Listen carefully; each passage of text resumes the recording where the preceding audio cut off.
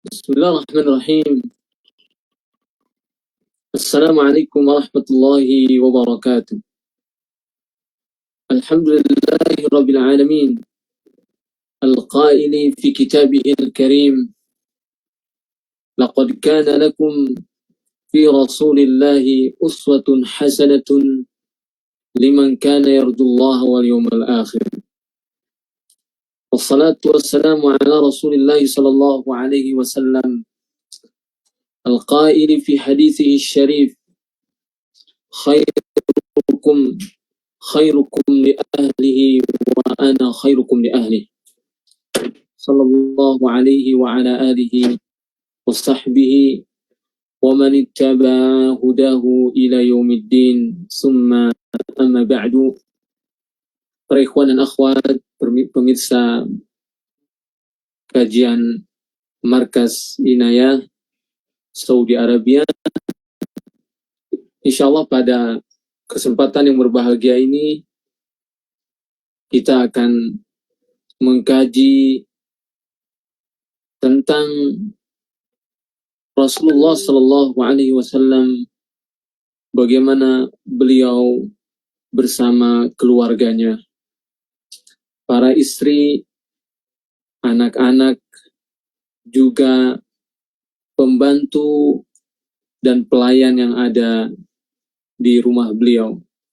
Namun, karena waktu kita sangat singkat, sehingga nanti bila ada materi atau poin-poin yang tertinggal, mohon dimaklumi, dan insya Allah kita akan menyempurnakannya pada kesempatan yang lain.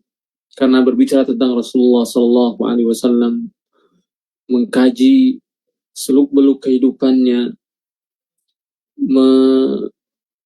melihat dari dekat bagaimana beliau bersama keluarganya, tentu tidak cukup dengan waktu setengah jam, 1 jam, 5 jam, 1 hari, 1 pekan, bahkan mungkin bulanan untuk kita kaji, untuk kita perdalam. Namun insya Allah apa yang sedikit ini mudah-mudahan menjadi ilmu yang bermanfaat, dan yang paling penting adalah diamalkan dan ditauladani. Ikhwani wa akhwati azani Allah wa iyyakum. Sebagai muqaddimah, Allah Subhanahu wa taala ketika berfirman wa ashiruhunna bil ma'ruf, dan bergaulah dengan istri-istri kalian dengan pergaulan yang baik. Ayat ini turun untuk para suami. Ayat ini turun sebagai perintah kepada kepala rumah tangga. Apa perintah di dalam ayat tersebut? Adalah perintah bergaul, memperlakukan, menyikapi keluarga kita, istri kita dengan sikap pergaulan yang baik. Ayat tersebut dicontohkan oleh Rasulullah Sallallahu Alaihi Wasallam, sehingga beliau bersabda,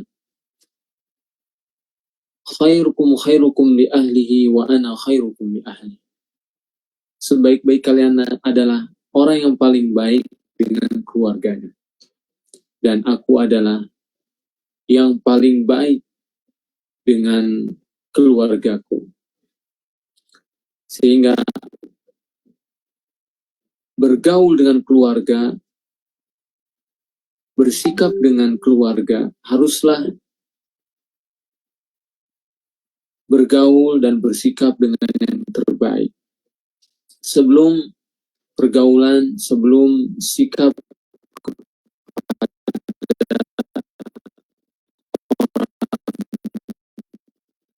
dengan keluarga, bersikap dengan keluarga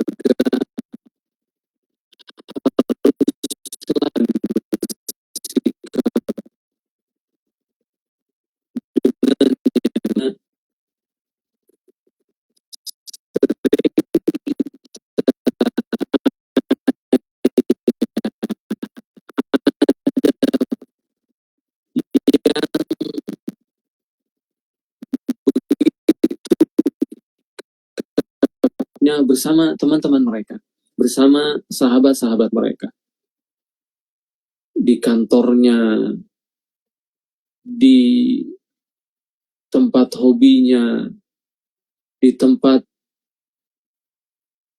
kopdarnya atau berkumpulnya. Namun ketika dia pulang ke rumah, keluarganya, istrinya, anak-anaknya tidak merasakan hal tersebut. Ini tentu salah.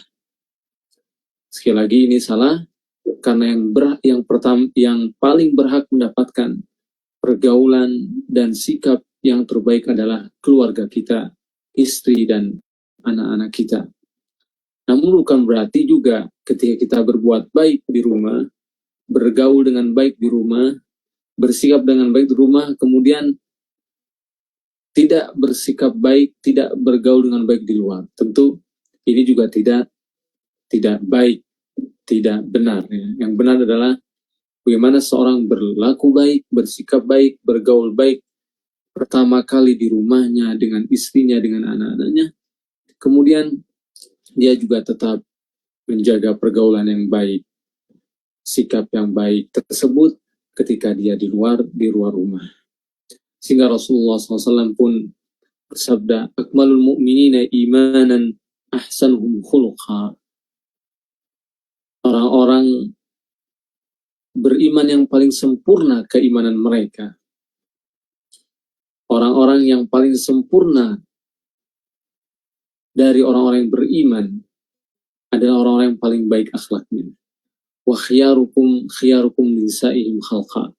Dan orang yang paling terbaik dari kalian adalah orang yang paling baik akhlaknya ketika bersama keluarga, istri, dan anak-anaknya. Dan secara umum Rasulullah SAW, sebagaimana dikisahkan oleh Aisyah, tidak pernah memukul, tidak pernah mencaci, tidak pernah mengejek. Dan Rasulullah SAW sebenarnya nanti insya Allah akan kita ketahui dalam kehidupan beliau adalah orang yang paling penyayang, orang yang paling lembut dan santun kepada keluarganya. Ikhwan, akhwat, rahimani wa iyyakum, rahimanillah wa iyyakum.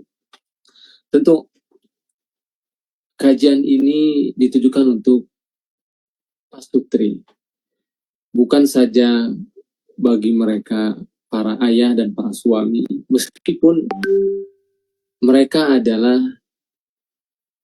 objek yang pertama, karena Rasulullah SAW seorang lelaki, karena Rasulullah SAW adalah kepala keluarga, karena Rasulullah SAW adalah seorang suami.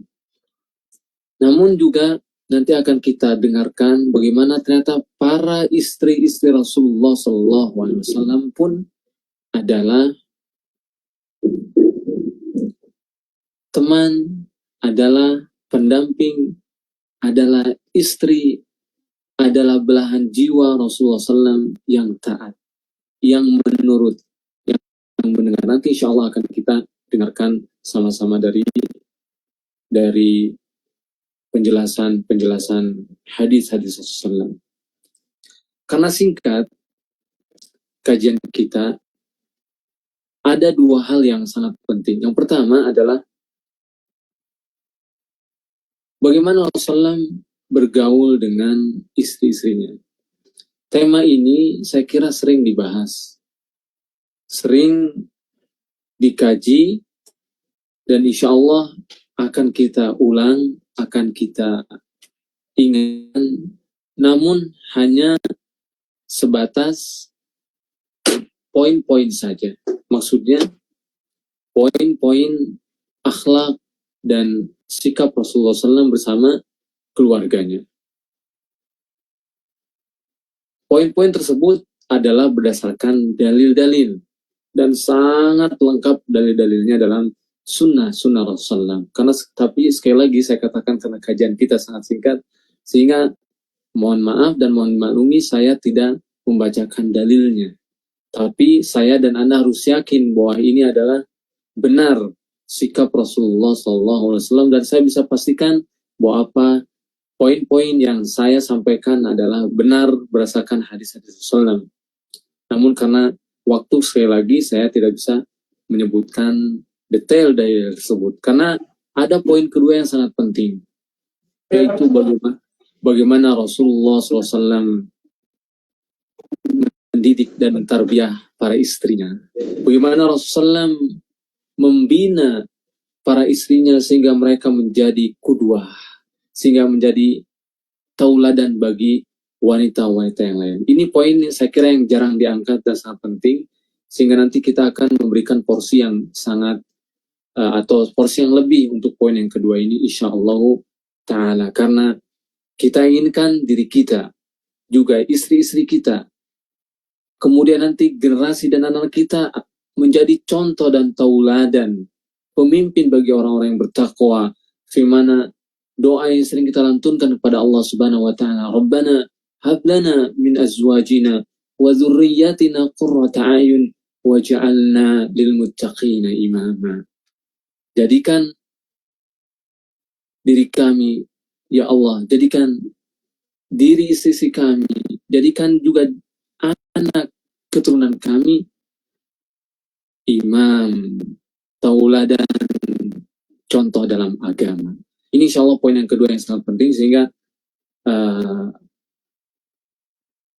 untuk poin yang pertama itu terkait akhlak Rasulullah SAW, karena sekali lagi sering dibahas, maka saya akan menyebutkan poin-poinnya saja yang juga patut untuk direnungi kemudian diamalkan. Yang pertama, Rasulullah adalah orang yang paling baik pergaulan dan sikapnya kepada keluarga,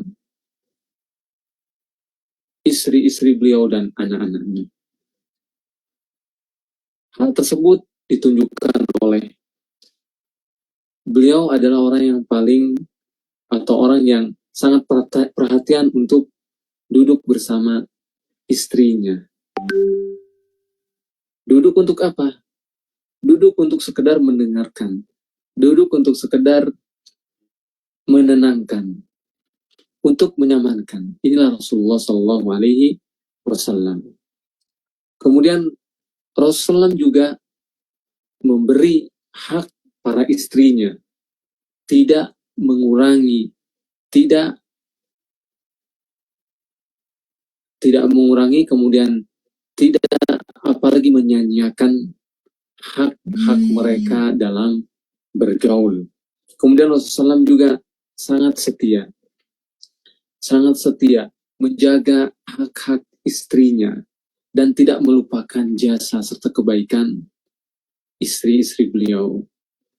Saya perlu sedikit memberi dalil pada poin ini, bagaimana Rasulullah begitu setia dan tidak pernah melupakan jasa dan kebaikan istri pertama beliau, Khadijah radhiyallahu anha. Ini menunjukkan bahwa bagaimana cinta beliau kepada istri beliau, Khadijah radhiyallahu anha, dan tingginya akhlak beliau kepada beliau. Jangankan saat Khadijah radhiyallahu anha masih hidup, setelah wafat pun maka beliau tetap menjaga sikap, akhlak, dan cinta kesetiaan beliau kepada istri yang sangat cintainya, itu Khadijah radhiyallahu anha. Ini adalah pelajaran sangat penting bagi kita para suami, para kepala rumah tangga, agar membuktikan kesetiaannya, kecintaannya kepada para istri, tidak melupakan kebaikan mereka, apalagi menuduh istri-istri kita dengan keburukan, dengan kekurangan. Ya, pasti ada kekurangan, namun seorang lelaki yang sejati, seorang lelaki yang mencintai istrinya akan memaafkan terlebih dahulu bahkan menutupi dalam-dalam kekurangan dan keburukan para istrinya sehingga tidak terlihat. Yang dia perlihatkan adalah kecintaan, kesetiaan, dan selalu menceritakan kebaikan-kebaikan istrinya. Kemudian Rasulullah SAW mencium, mengecup para istrinya ketika keluar rumah. Apakah ini pernah dilakukan oleh kita, para ayah dan para suami? Silakan tanya diri Anda masing-masing. Ternyata Rasulullah SAW gemar dan sering mencium para istrinya ketika keluar rumah. Bahkan dalam sebuah hadis dikatakan, bahkan ketika beliau akan sholat pun beliau mengecup istri beliau sallallahu alaihi wasallam. Beliau juga meminum di tempat di mana para istrinya minum. Jadi meminum atau minum di bagian di tempat di mana istrinya minum. Ini membuktikan begitu cintanya Rasulullah SAW kepada para istrinya. Kemudian Rasulullah juga bersiwak dengan siwak yang digunakan oleh istrinya. Ini menunjukkan juga begitu tingginya kesantunan, ketawaduan, kemudian kasih sayang Rasulullah SAW pada istrinya. Tidak bersikap takabur, sombong, tidak bersikap merasa lebih kepada istrinya. Hal ini ditunjukkan oleh bagaimana hanya sekedar siwak atau menggosok gigi saja Rasulullah SAW menunjukkan kecintaannya, kerendahannya, ketawaduannya, kasih sayangnya kepada istri beliau. Kadang Rasulullah SAW juga tertidur di paha istrinya atau di pangkuan istrinya. Ini menunjukkan sekali lagi begitu luhurnya Rasulullah SAW, begitu penyayangnya Rasulullah SAW. Bahkan sampai dalam keadaan haid pun para istri Rasulullah SAW tidak mencegah Rasulullah SAW, tidak menghalangi Rasulullah SAW untuk berbaring bersama dalam satu selimut. Tentu dengan tetap memperhatikan bahwa dilarang suami dan istri bergaul atau berjima ketika istri tersebut haid. Tapi ketinggian sikap dan dalamnya cinta Rasulullah SAW kepada para istrinya hingga beliau tidak meninggalkan para istrinya meskipun mereka dalam keadaan haid, untuk tetap menjaga perasaan, kasih sayang, kenyamanan para istri beliau sallallahu alaihi wasallam. Apalagi ternyata dalam keadaan haid biasanya memang kondisi para wanita labil, ya, kemudian tidak tenang dan seterusnya. Rasulullah SAW juga menunjukkan rasa cintanya bahkan saat beliau akan wafat, di mana beliau SAW wafat sementara kepala beliau yang mulia SAW ada dalam dekapan dada Aisyah radhiyallahu anha. Bisa kita bayangkan bagaimana di akhir hayatnya pun beliau menunjukkan begitu cinta, begitu sayang, dan begitu dekat dengan istri beliau Aisyah radhiyallahu anha. Diceritakan bahwa Rasulullah pernah mandi bersama istrinya dalam satu bejana. Ya Allah, satu sikap, satu pergaulan yang begitu dekat, yang begitu akrab bersama para istrinya, di mana saat bersuci pun, yaitu mandi, beliau masih menunjukkan kedekatan tersebut. Kemudian Rasulullah SAW juga selalu atau gemar ketika diundang mengajak para istrinya. Dan ini tentu menunjukkan sekali lagi bagaimana keagungan akhlak beliau. Ketika beliau i'tikaf, yang tujuan i'tikaf adalah menyendiri untuk beribadah pada Allah Subhanahu wa taala, meninggalkan kebiasaan-kebiasaan yang mubah semata-mata untuk lebih fokus beribadah kepada Allah Subhanahu wa taala. Dalam keadaan demikian pun Rasulullah tetap menunjukkan rasa cinta, rasa dekat, rasa perhatian kepada para istrinya, di mana saat itu Rasulullah SAW dikunjungi oleh Sofia, dan setelah Sofia menyelesaikan hajatnya, menemui Rasulullah SAW, maka beliau mengantarnya. Padahal beliau Sallallahu Alaihi Wasallam sedang i'tikaf. Ini menunjukkan bagaimana perhatian beliau.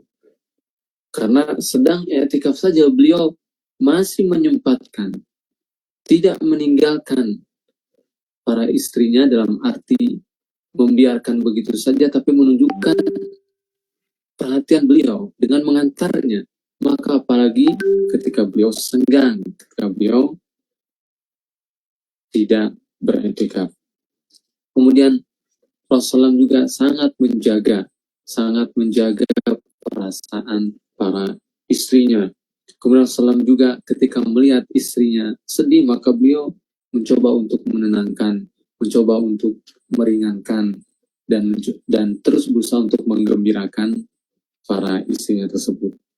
Ketika istrinya sakit, Rasulullah tidak segan untuk meruqyahnya, mendoakannya, bahkan mengusapnya dengan tangan beliau yang penyayang Sallallahu Alaihi Wasallam. Apakah kita para suami pernah melakukannya? Apakah kita para lelaki pernah mencobanya? Ketika para istri kita sakit, ketika para istri kita sedang sedih, apakah kita pernah mengusapnya, membelainya dengan tangan-tangan kita yang penyayang? Rasulullah SAW pun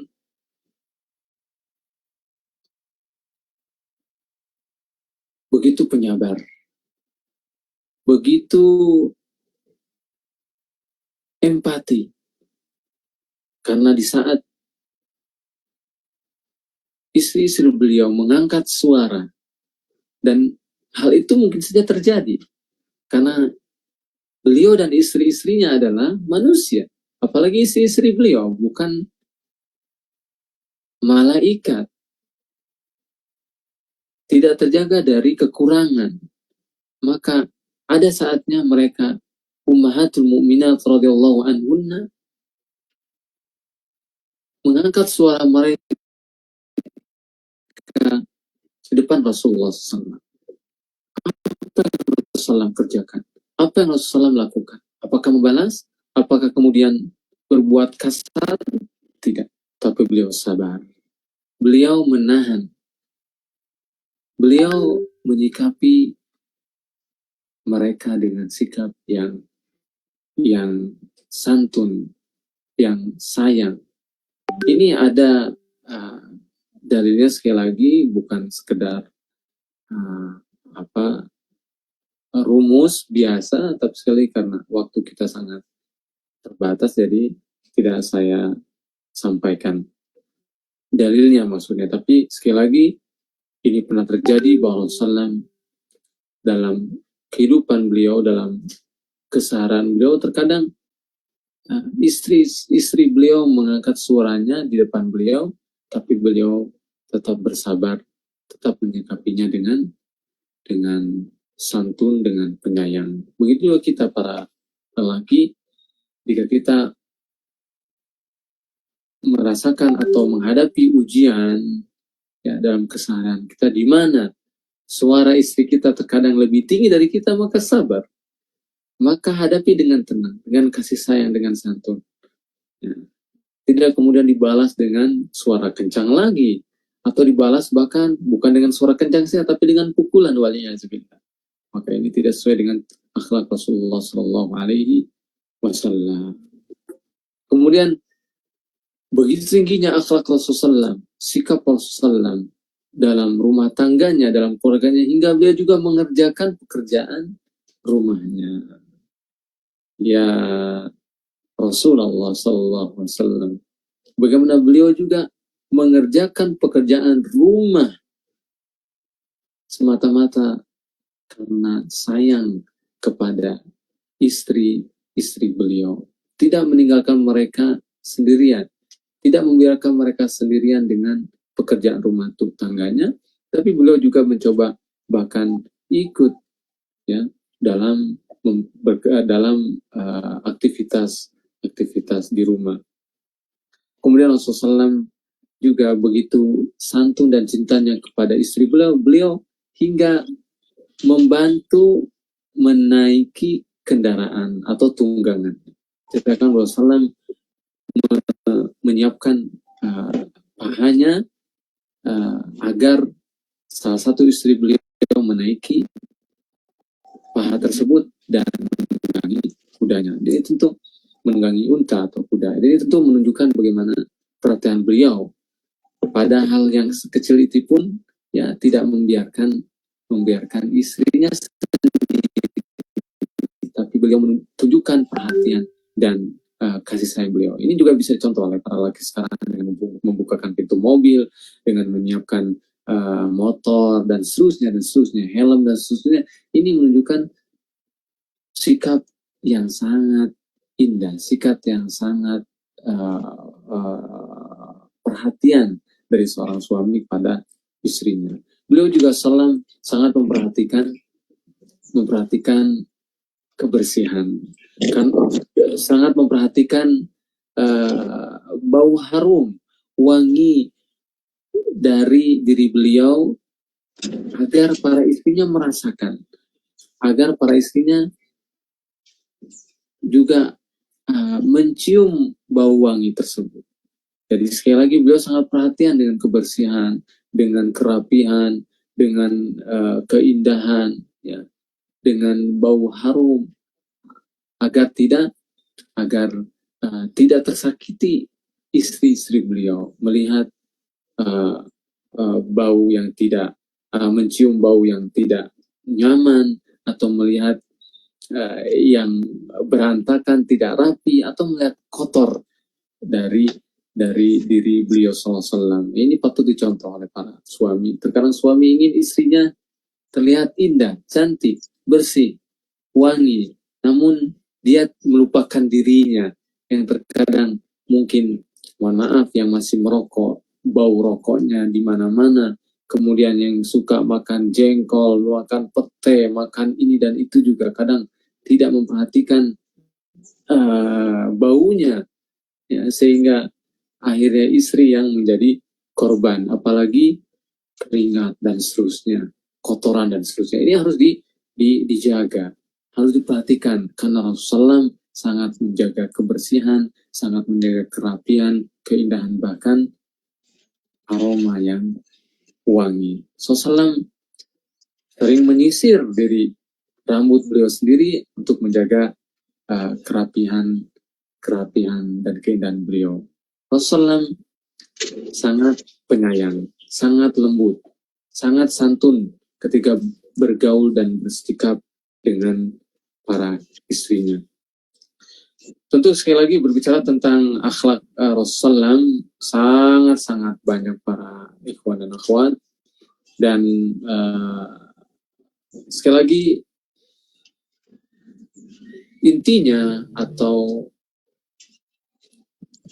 ikhtisarnya bahwa pergaulan, sikap, akhlak Rasulullah terhadap keluarganya adalah yang terbaik. Ya, sekali lagi, poin-poin tadi dilengkapi dengan dalil, bahkan kalau bisa dikatakan detail cerita dalam sisi kehidupan beliau. Mudah-mudahan di lain kesempatan kita bisa menggalinya.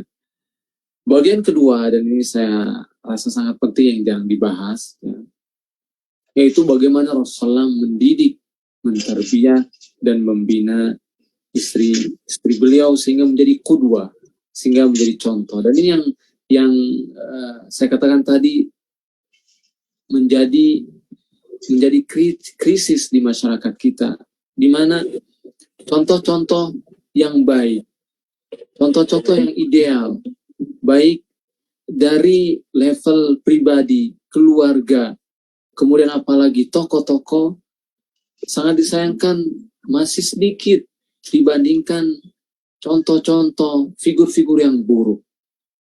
Waliyazubillah. Dan ini merupakan tugas kita untuk memperbanyak pribadi-pribadi, memperbanyak keluarga-keluarga yang bisa dicontoh. Begitu juga memperbanyak suami-suami, kemudian para istri-istri yang bisa dicontoh oleh masyarakat yang lain.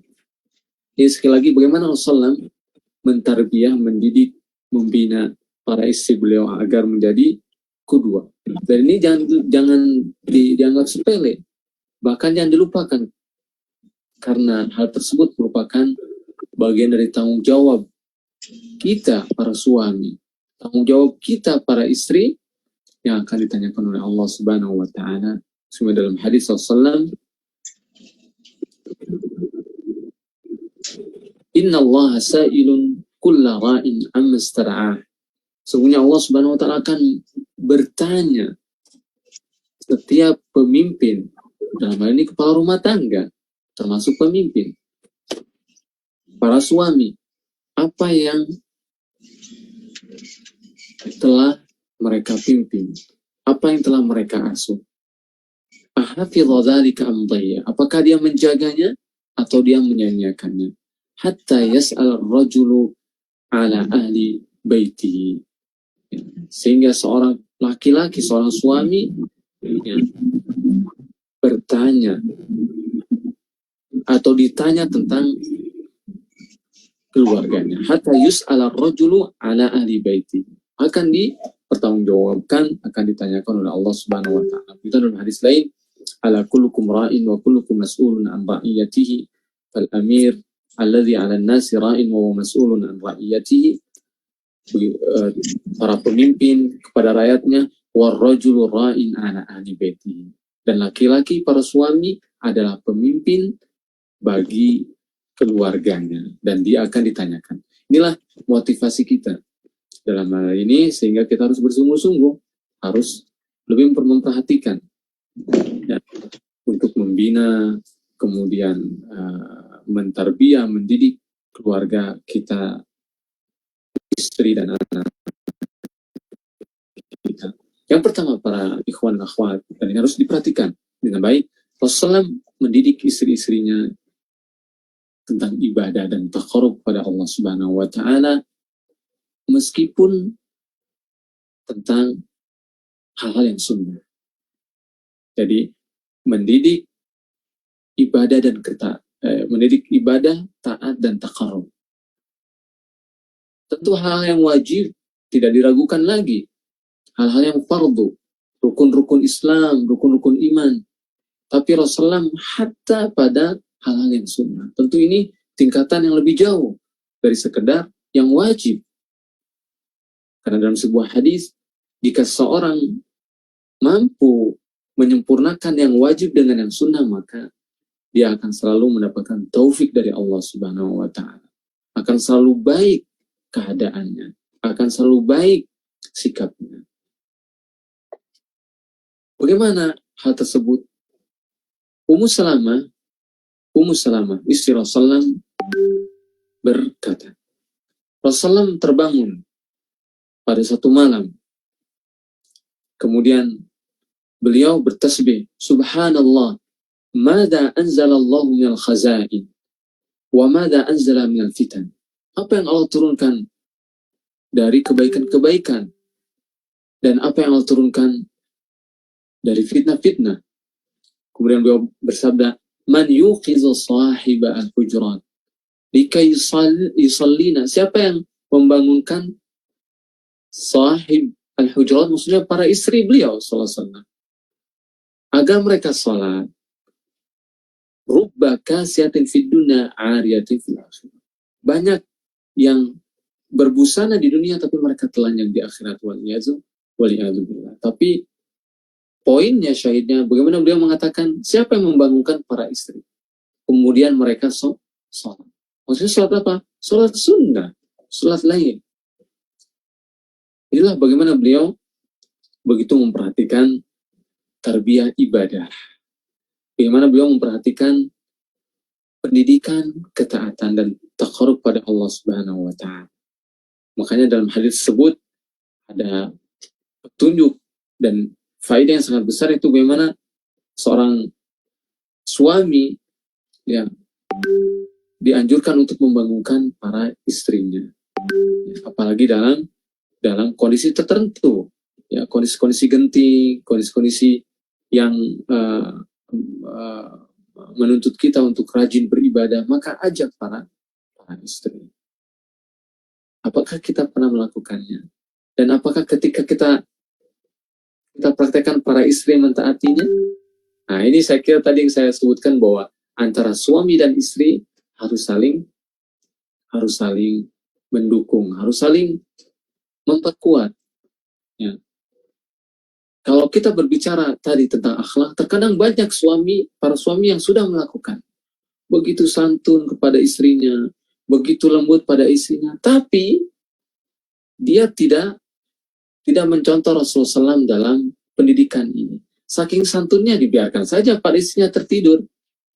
Saking sayangnya dibiarkan saja para istrinya tidak sholat tepat waktu. Bahkan tidak witir misalnya. Nah, ini tentu kurang tepat, ya, kurang tepat.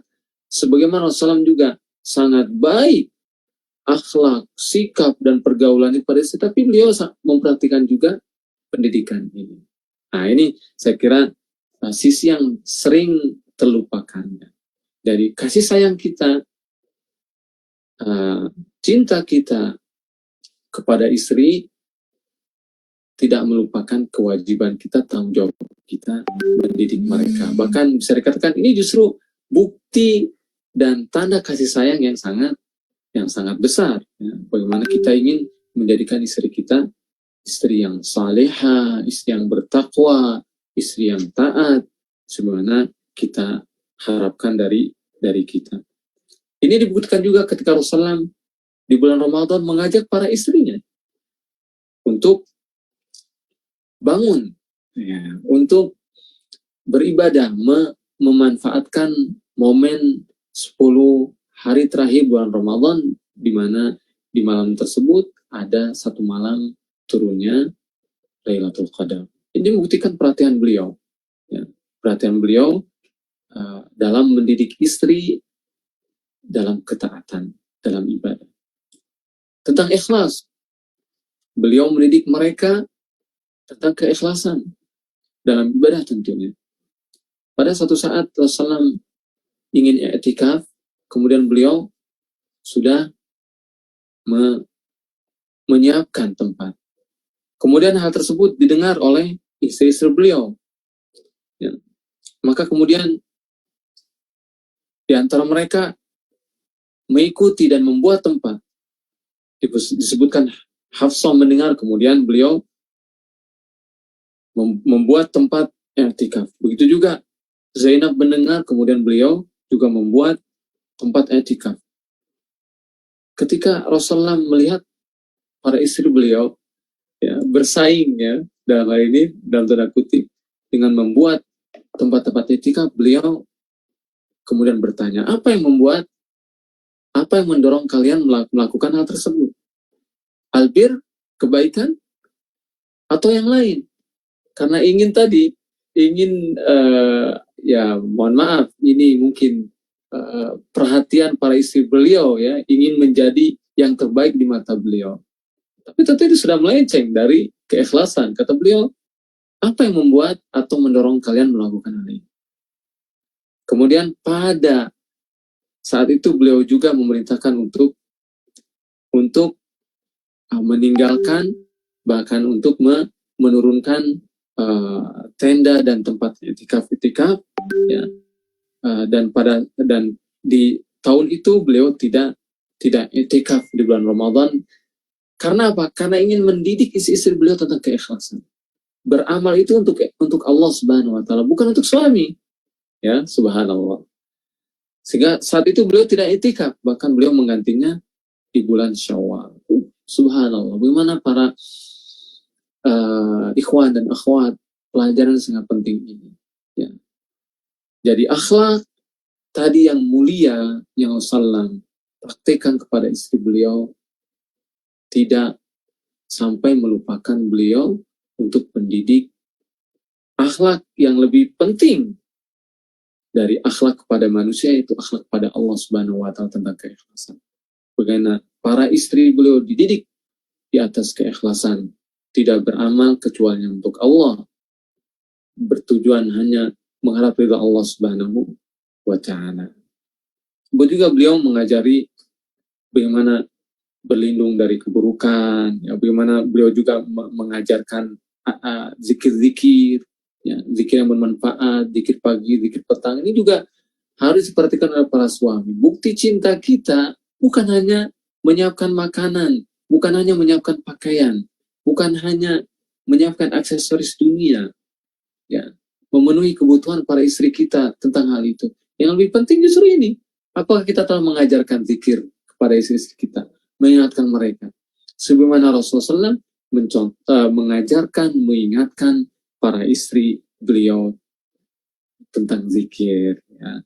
Sallallahu alaihi wasallam. Kemudian beliau juga menunjukkan, membimbing para istri beliau kepada amal terbaik, amal yang paling mudah dalam ibadah. Ini tentu selain menunjukkan santunnya beliau, ya,